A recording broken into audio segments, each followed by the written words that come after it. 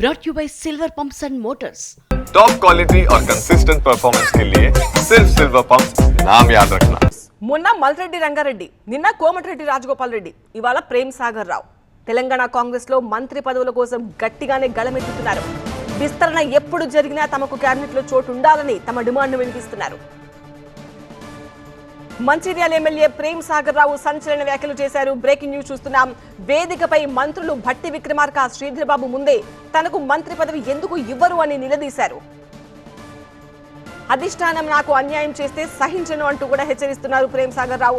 మంత్రివర్గంలో నాకు చోటు లేకుంటే ఉమ్మడి ఆదిలాబాద్ కు అన్యాయం చేసినట్టే అంటున్నారు ఆయన.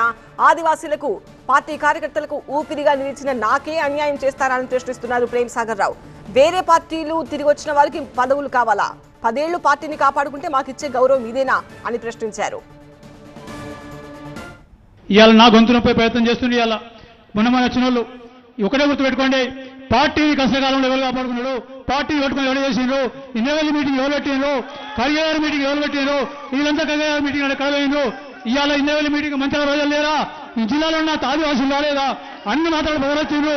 మీరు మాట ఇవ్వడం జరిగింది. మీరు ఎవరికి చెప్పినా నాకు బాధలేదు. ఒక్కరు మాత్రం గుర్తుపెట్టుకోండి, నాకు అన్యాయం జరుగుతుందని భరిస్తా. కానీ మా ఉమ్మడి జిల్లాకు అన్యాయం జరిగేటప్పుడు భరించే ప్రసక్తే లేదు. ఏ పరిస్థితుల్లో భరించాం. దానికోసం ఇది ఉద్యమాల గడ్డ. రాష్ట్రంలో ఉద్యమాలు 1970 నక్సలైట్ ఉద్యమం కానీ ఉద్యమాలకు ఇది పూరిటి గడ్డ. ఈ గడ్డ నుంచే ఉద్యమాలు వేసినాయి. కాబట్టి ఇవాళ నిన్నొచ్చి మొన్నొచ్చి ఉన్న పార్టీలను తిరిగొచ్చి పార్టీలో ఉండి 7 రోజులు బెల్లపల్లి పాదయాత్ర చేస్తే కనీసం 7 నిమిషాలు కూడా రాలేదు. వాళ్ళు ఇవాళ మంత్రి గురించి మాట్లాడుతున్నారు. ఇవాళ ఆ దినం ఖార్గే గారి సభకు కూడా రాలేదు. కనీసం మంత్రి వచ్చే సంగతి వేరు, వాళ్ళు కూడా మంత్రి పదవి అడుగుతారు. మొత్తం టీఆర్ఎస్ 2 సార్లు, బీజేపీ అన్ని పార్టీలు తిరిగి వచ్చిన ఎవరైతే ఉన్నారో వాళ్ళు కూడా ఇవాళ మంత్రి పదవి అడుగుతున్నారు. వాళ్ళు ఒక కుటుంబంలో 3 అయిపోయినాయి. ఇంకోటి ఇచ్చేస్తే జిల్లాను కాంగ్రెస్ పార్టీ వాళ్ళు దత్తత చేసి అమ్మజేయింది. అప్పుడు కానీ ఈ జిల్లా ఉమ్మడి జిల్లా అనేది తెలుస్తుంది మీకు.